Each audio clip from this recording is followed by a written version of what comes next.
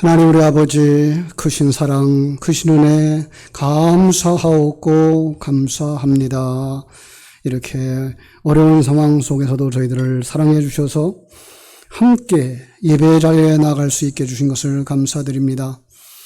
영상으로 예배를 드리는 모든 성도들에게도 동일한 은혜를 허락하여 주셔서 하나님을 기쁘시게 하고 하나님이 받으시는 예배를 드릴 수 있는 저희들을 되게 하여 주시고, 이렇게 예배 현장에 나와 있는 모든 성도들의 마음이 주님을 향하여 열려져 하나님 앞에 영광 돌리는 귀한 시간이 되도록 축복해 주옵소서.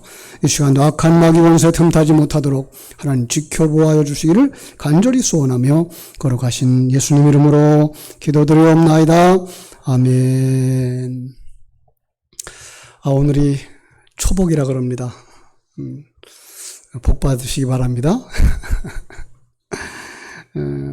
음력과 또 양력이 같이 절기를 만들어 가더라고요. 저는 이제 24절기가 음력으로 되어져만 있는 줄 알았더니 우리 배 목사님 그래요. 양력으로 되어져 있어요. 그래요. 근데 제가 어린 시절 강화도에서 이렇게 반농 반어민들이 살아가고 있는 그런 지역에서는 굉장히 많이 음력에 의존을 했어요. 왜냐하면 바닷물이 움직이는 것이 이제 그 음력 날짜에 따라서 절기에 따라서 변하는 것이고, 아버님은 이제 농사를 하시는 분이셨는데 그 농사할 때도 음력의 절기와 양력의 절기가 조화를 이루는 그것에 맞추어서 그 해는 늦은 비를 심어야 돼요. 늦은 벼를 심어야 될 해인지 못줄을 어느 방향으로 띄어야 되는 건지를 이렇게 판단하셨던 것을 경험하면서 이런 것들이 하나님이 우리들에게 주신 지혜이구나라는 걸 알게 됐습니다. 오늘이 복날일 뿐만 아니라 지난 7일 날이 소서라고 그랬고 돌아오는 22일이 대서가 된대요. 그러고 보면은 금년에는 참 무더위가 각기승을 부리겠구나, 또 길지는 않겠구나라는 주역을 하는 사람들의 얘기를 들을 수가 있습니다. 이러한 그 달력이 음력과 양력이 움직임을 따라서 달과 해의 움직임을 거기에다 넣었고요. 그 변화가 오고 그에 따라서 그 해에 비가 많은지 적은지도 예측할 수 있는 지혜들이 있어요. 이렇게 절기의 진리를 담아준 것처럼 오늘 요셉의 일생 속에서도 하나님이 놀라운 진리를 담아서 우리에게 주셔요.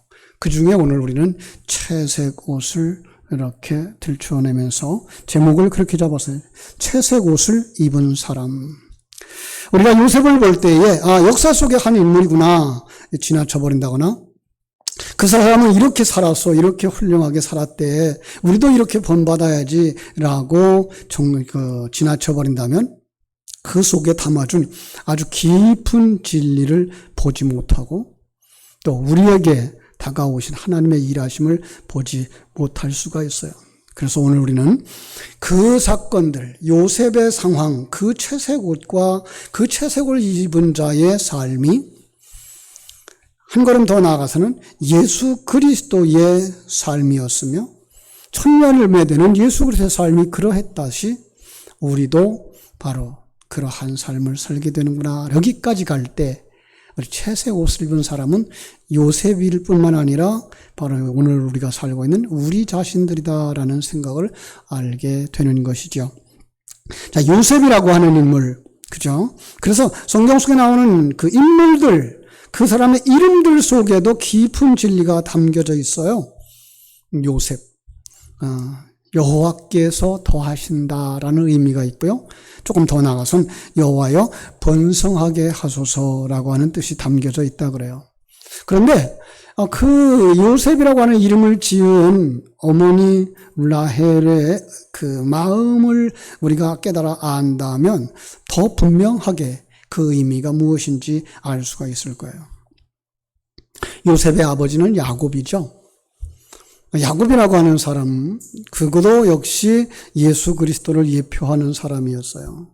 그래서 그가 참 하나님의 복을 받기를 간절히 사모하다가 그만이 형이 받아야 되는 장자의 축복까지도 자신이 차지하게 되죠. 형한테 팥죽 한 그릇 샀으니까.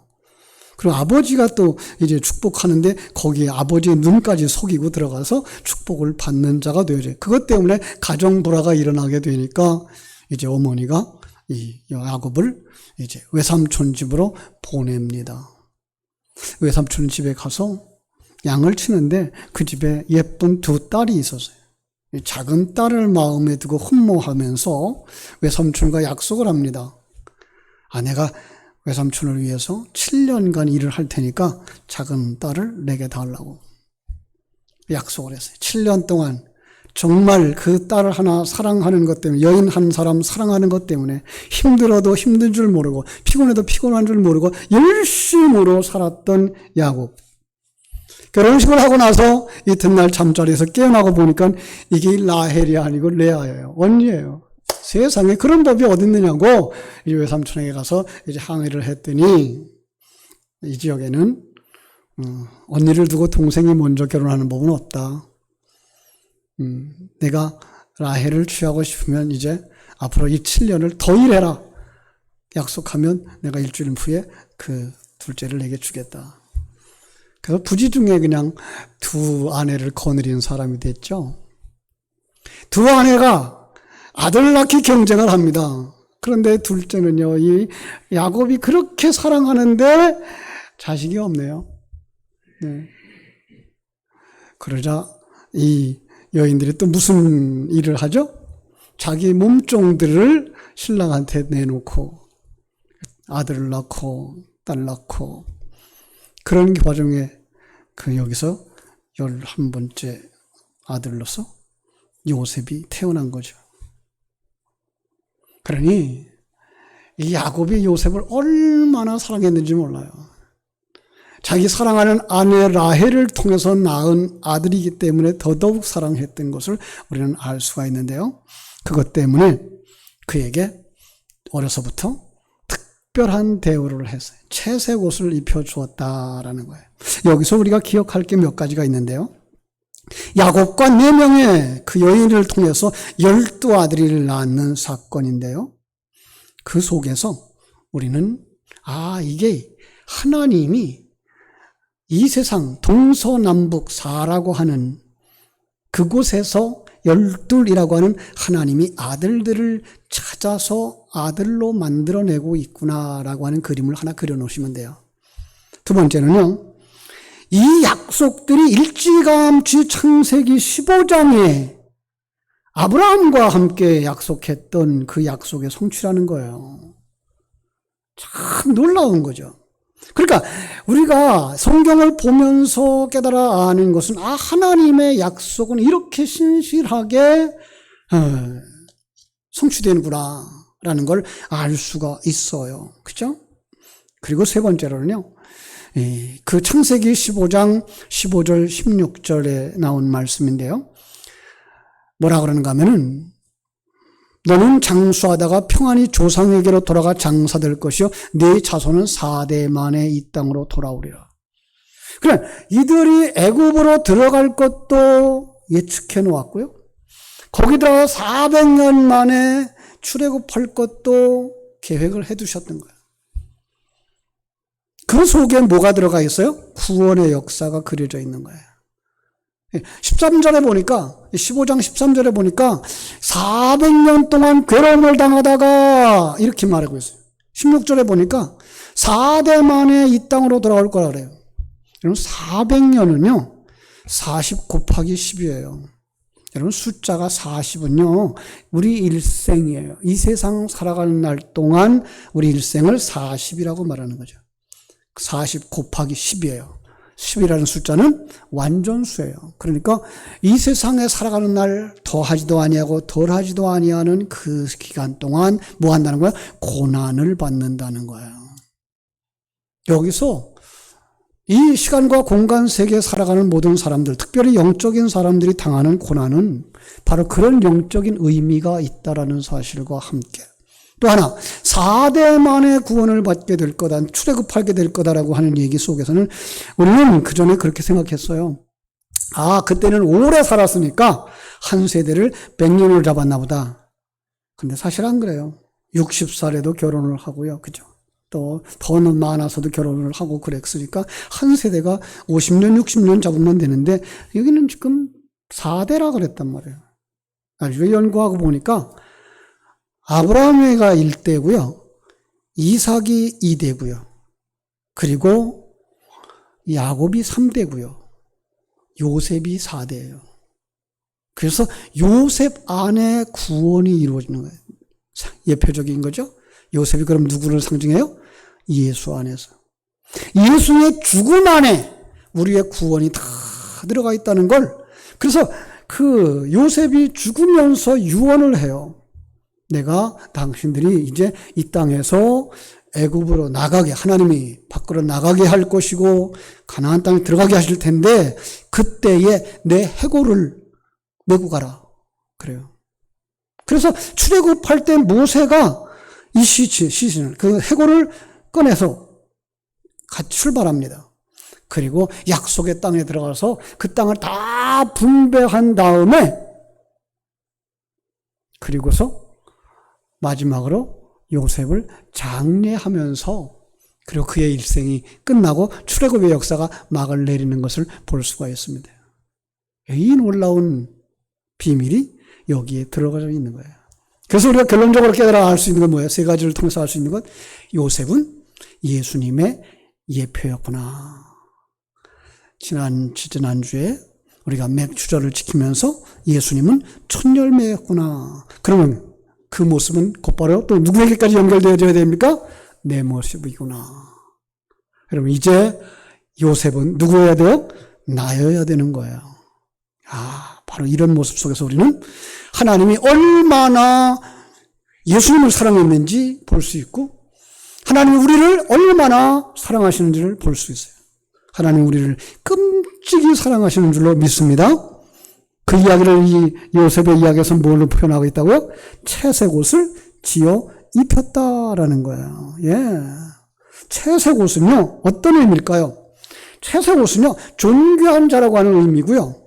순종하는 아들이라는 의미고요. 한 걸음 더 나아가서 아버지에게 순종함으로 의롭다함을 받았다라는 의미가 채색 옷에 담겨져 있는 의미인 거예요. 자, 그래서 우리는 예수님만이 채색 옷을 입은 자구나. 그가 의로운 자니까. 그런데 그 의를 이제 누구에게 주셔요? 여러분과 나에게 주셨어요. 그래서 우리도 채색 옷을 입고 의의 세마포 옷을 입고 하나님 앞에 가까이 나가는 자들이 되어져야 하는 줄로 믿습니다. 이렇게 요셉의 탄생과 아버지와의 관계, 그가 입은 옷에는 아주 깊은 영적인 의미가 담겨져 있는 것이죠.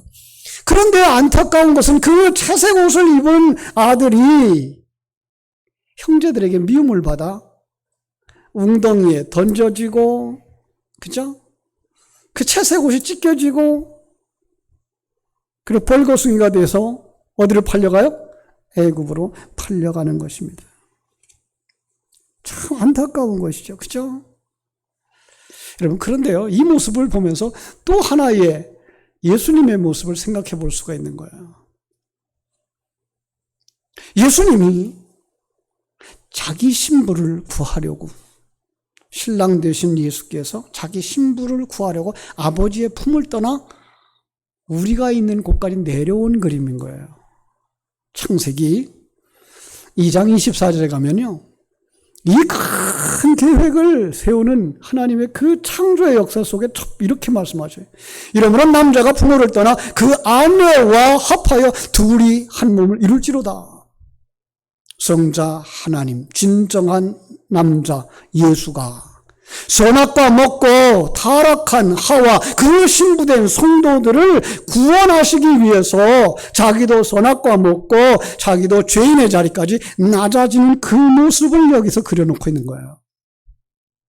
자, 그 요셉이 가는 곳에 그럼 누가 함께 하겠어요?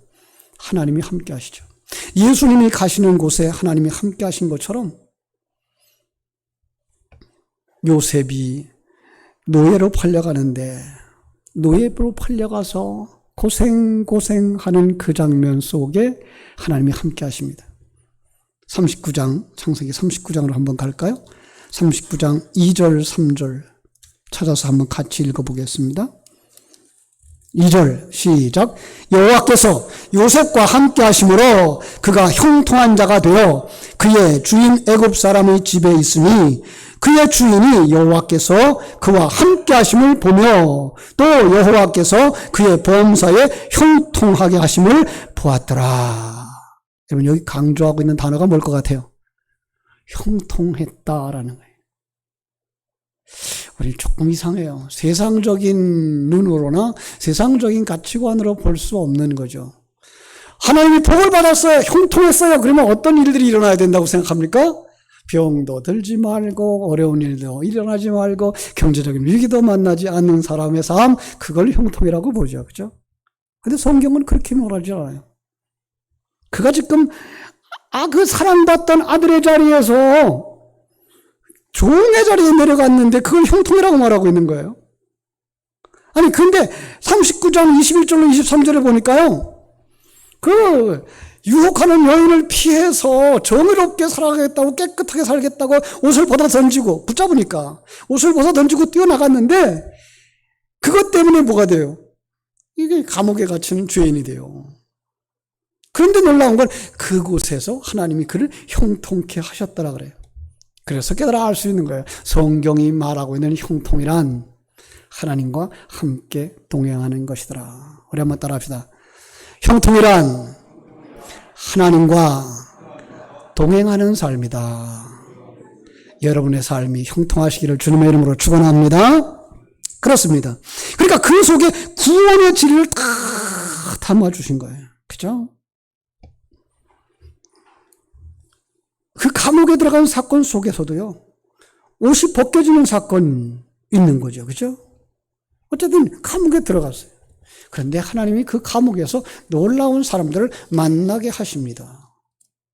여러분, 그 그림을 또 하나의 그림으로 그려보겠습니다. 예수님이 우리를 구원하시기 위해서 어디까지 내려옵니까? 세상이라는 곳에 내려오십니다. 또 다른 그림은요, 예수님이 우리를 구원하시기 위해 어디에 내려오신다고요? 감옥 같은 세상, 지옥 같은 세상에 내려오는 그림인 거예요. 그래서 우리가 그러한 자리에 들어가 있는 거예요. 아까는 애굽이라고 하는 죄악된 세상 속에 살고 있구나라는 걸 생각했는데, 이제는 뭘 볼 수 있어요? 왕에게 참 범죄하고 타락하고, 그래서 왕의 형벌을 받아서 이제 얼마 안 있으면 심판을 받고 죽음의 자리에 내려가는 왕을 배반한 자, 왕을 반역한 자의 죄인이구나라는 걸 우리가 알게 되는 거예요. 근데 거기에 누가 오셔요? 예수님이 오셔요. 그 예수님이 놀랍게도 우리가 그 자리에 들어가기도 전에 먼저 거기 안 계셔요. 여러분, 그 구원론을 공부하다 보면요, 이런 얘기들을 해요. 자, 하나님이 창조한 세계에 그 속에 인간을 창조해 놨더니 인간이 타락했어. 타락한 다음에 하나님이 구원 계획을 세웠을까요? 아니면 이 모든 일들이 일어날 것을 아시고 창세 전에 구원자 예수 그리스도를 준비했을까요? 이 창세 전에 구원자 예수 그리스도를 준비했다는 말이 더 통용되고 있는 신학이랍니다. 그렇습니다. 그래서 이 그림 속에서도 떡 맡았던 관원장, 술 맡았던 관원장이 감옥에 들어가기도 전에 누가 먼저 들어가요? 요셉이 먼저 들어가 있는 거예요. 이 그림을요, 조금 확대해보면 에스겔서에 가볼 수 있어요. 이 에스겔서에 가면은요, 그들이 바벨론 포로로 잡혀가기 전에 에스겔서를 쓰면서 너희들 포로로 잡혀가도 거기서 하나님과 동행해야 된다. 하나님은 너희들을 위해서 준비하셨다라고 말씀을 하시거든요. 그 그림을 어디서 볼 수 있는가 하면 에스겔서 10장 18절로 19절에서 볼 수가 있어요. 거기 보면 이런 말씀이 있어요. 여호와의 영광이 성전 문지방을 떠나 그룹들 위에 머무르니 그룹들이 날개를 들고 내 눈앞에 땅에서 올라가는데 그들이 나아갈 때 바퀴도 그 곁에 함께 하더라. 그들이 여호와의 전으로 들어가는 동문에 머물고 이스라엘 하나님 영광이 그 위에 덮였더라. 이제 성막에서부터 하나님의 영광이 문으로 나와요. 그리고 그 위에 누가 있어요? 하나님의 영광이 다 가려져 있어요. 그리고 에스겔서 11장 23절에 보면요, 이 여호와의 영광이 성읍 가운데로부터 올라가요. 그 지역으로부터 올라가서 어디로 가는가 하면 동쪽 산으로 가요. 동쪽으로. 어디까지 갔을 것 같아요? 그들이 가야 될 바벨론까지 가신 거예요. 그들을 위하여 먼저 가신 거예요.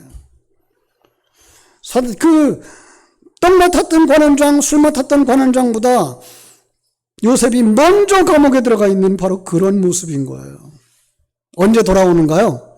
에스겔서 43장 2절로 5절에 가보면 여호와의 영광이 동쪽으로부터 올라와서 성전으로 들어갑니다. 아, 놀랍죠. 그리고 나면 뭐 어떤 역사가 일어나요? 그리고 나면 바벨론에서 귀환하는 역사가 일어나게 된다라는 거예요. 여기서 뭘 볼 수가 있습니까? 하나님은 한순간도 우리를 떠난 적이 없다. 우리 한번 따라합시다. 하나님은 한순간도 우리를 떠난 적이 없다. 그렇습니다. 근데 그 속에서 우리는 누구를 봅니까? 내가 죄인이었구나라는 걸 알게 됩니다. 아, 내가 죄인이었구나. 예. 요셉이 이야기 창세기 40장에 등장하는 술 맡았던 관원장, 떡 맡았던 관원장 얘기 다시 한번 합시다.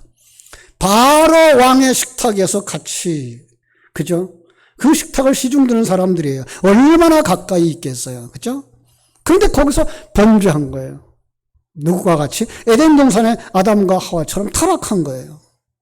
그러니까 그것 때문에 그들은 큰 죄인이 된 거예요. 그 죄값을 죽음을 맞이하게 되는 자리, 거기 어디예요? 거기가 감옥인 거예요. 어느 날 그들이 꿈을 꾸었습니다. 그런데 그 꿈을 해석할 자가 없습니다.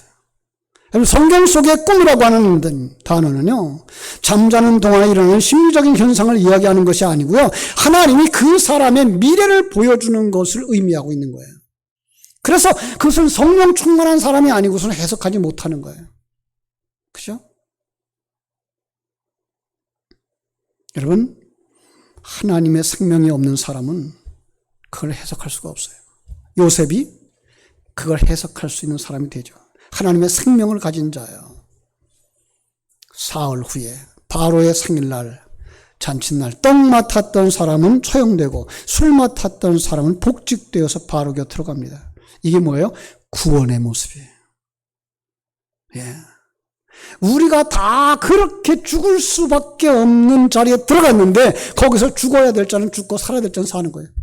여러분 속에 죽어야 될 자는 누구예요? 옛사람. 예. 사단의 속성에 길들여진 사람. 나 중심의 삶 살고 내가 똑똑하다고 나서고 싶은 사람. 죽어야 되는 거예요. 그러면 그것은 누가 살아나요? 새 사람이 살아나는 거예요. 그죠? 자, 하나님과의 관계없는 이 세상을 애굽이라고도 묘사하지만 하나님을 거역했던 나 옛사람도 바로 죽어야 되고 벗겨져야 되는 것입니다. 자, 그러고 나면요, 조금 이야기를 뒤로 가서 이제 하나님이 요셉의 옷을 입혀주는 장면 가보겠습니다. 나중에 그가 애굽의 총리가 되죠. 41장에 가보면요, 그 술 맡았던 관원장이 바로가 꿈을 꾸고 해석을 하지 못해서 끙끙 앓고 있는데 그때 생각나는 사람이 이제 감옥에 있었던 요셉이에요. 그 요셉을 데려오는 거예요. 이렇게 말하고 있어요. 41장 14절 15절 바로가 보내어 요셉을 부르매 그들이 급히 그를 옥에서 낸지라. 요셉이 곧 수염을 깎고 그 다음에 그 옷을 갈아입고 바로에게 들어오니 바로가 요셉에게 이르되 내가 한 꿈을 꾸었으나 그것을 해석하는 자가 없더니 들은즉 너는 꿈을 들으면 눈이 푼다더라. 예, 물론 감옥에 있던 죄수 바로 왕 앞에 세우려고 그러면 뭐 해야 되겠어요? 당연히 단장하고 옷 갈아입혀야 되겠죠. 그런데 그 분명하고도 마땅한 이야기를 왜 성경에 기록했을까요? 거기에 아주 깊은 의미를 담아준 거예요. 무엇을 벗고 나와야 돼요? 감옥에서? 죄인들이 사는 지옥에서? 죄의 옷을 벗고 나와야 되죠. 그럼요. 여러분, 예수님은 그 죄의 옷을 어디서 벗으셨는지 아시나요? 십자가 위에서. 무덤 속에서. 그죠? 우리는 어디서 벗어야 되죠? 성령 안에서. 우리가 살아가는 40년 일생 속에서 옛사람 벗어버려야 돼요. 왕 앞에 다 갔어요. 왕 앞에 가자 왕이 그의 꿈 해몽을 다 들은 다음에 천국의 이야기를 다 들은 다음에 하나님의 계획과 하나님에 관해서 다 들은 다음에 그에게 뭘 줍니까? 41절부터 44절 자기의 인장 반지를 빼서 요셉의 손에 끼워주는 그에게 세마포 옷을 입혀주고 온 애굽을 요셉의 손에 맡겼습니다. 할렐루야. 이게 누구의 모습이에요? 구원받은 성도들의 모습이에요. 여러분 한번 손 들어보세요. 응? 그 왕의 인장 반지가 있나 없나 한번 봐요. 안 보이면 눈 좀 닦으시고요. 여러분들이 이제는 내가 누구의 자리에 올라간 거예요? 바로 왕과 동등한 자리, 예수님과 동등한 자리, 하나님 아버지와 동등한 자리에 올라갔던 예수 그리스도와 같이 구원받은 하나님의 자녀라고 하는 걸 이렇게 발견할 수 있고 그 권세와 능력을 사용할 수 있는 사람이구나를 깨달아 아는 자가 되어야 하는 줄로 믿습니다. 여러분 무슨 옷을 입었어요? 세마포 옷을 입혔어요. 여러분 이건 의의 옷이에요. 이제 여러분들을 의인이라고 칭해 주시는 거예요. 그럼요. 그리고 왕이 해야 할 모든 일을 누구에게 맡겨요? 요셉에게 다 맡겨요. 아주 놀라운 장면입니다. 이건 바로 예수님이 십자가에서 무덤에서 옛사람 벗어버리고 거듭난 새 몸을 가지고 하늘나라에 올라가서 하나님 우편에 앉아 계신 그 모습을 보여주는 것이거니와 또 하나 첫 열매 되신 예수 그리스도를 닮아가는 우리가 그 자리에 올라가는 그림인 것을 볼 수가 있습니다. 사랑하는 여러분, 이 자리에 올라간 요셉이 한 일이 무엇입니까? 그가 총리가 되고 양식을 필요로 하는 모든 자들에게 양식을 다 제공합니다. 그 중에서 특별히 누구를? 자기 형제들을 위하여 양식을 제공합니다. 그런데 그 양식을 제공할 때에 그 형제들에게 요구하는 상황이 하나 있어요. 45장 21절로 24절에 보니까 이스라엘 아들들이 그대로 할세 요셉이 바로의 명대로 그들에게 수레를 주고 길양식을 주며 그들에게 다 각기 옷 한 벌씩 주되 베냐민에게는 은 300과 옷 5벌을 주고 그가 또 이와 같이 그 아비에게 보내어 수나무 10필과 애굽의 아름다운 물품을 실리고 암나귀 10필에서 아비에게 길에서 공개할 곡식과 양식 그리고 이의 형제들에게 돌려보내며 그들에게 이르되 당신들은 노중에서 다투지 말라. 여러분 그들에게 뭘 줘요? 옷을 줘요. 의의 옷을 줘요. 양식을 줘요. 그러면서 뭘 하라고요? 가서 나눠주면서 누구 데려오라?